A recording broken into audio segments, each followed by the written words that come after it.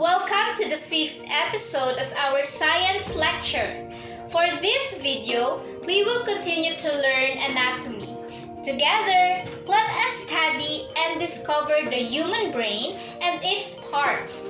So ready yourself and your mind as we explore our knowledge. Only here on e-learning zone for biology class with Teacher Caren.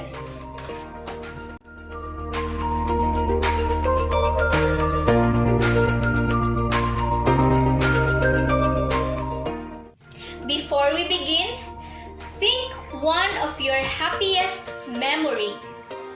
Try to recall the past events that made your life happy. Good!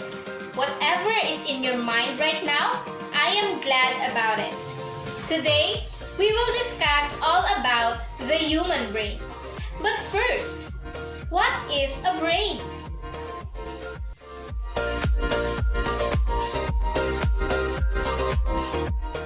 The brain is one of the largest and most complex organs in the human body.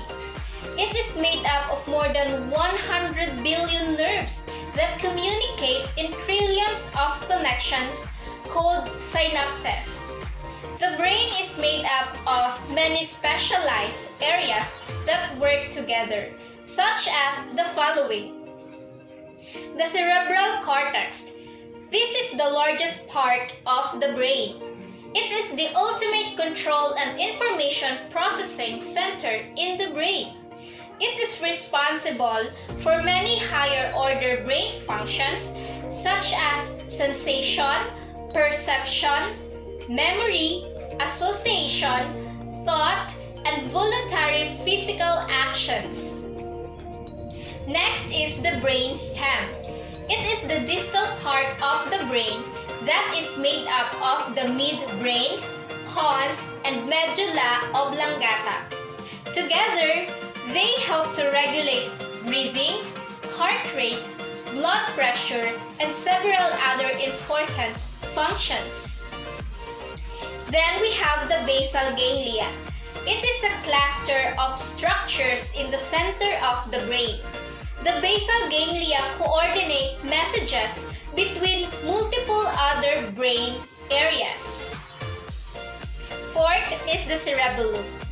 It is at the base and at the back of the brain.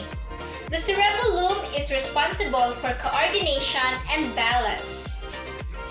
The brain is also divided into several lobes: the frontal lobes, parietal lobes, temporal lobes, and occipital lobes. First is the frontal lobes, which are responsible for problem solving and judgment and motor function. Second, parietal lobes manage sensation, handwriting, and body position. Third, temporal lobes are involved with memory and hearing. Lastly, the occipital lobes contain the brain's visual processing system. Remember that it is important to keep your brain healthy.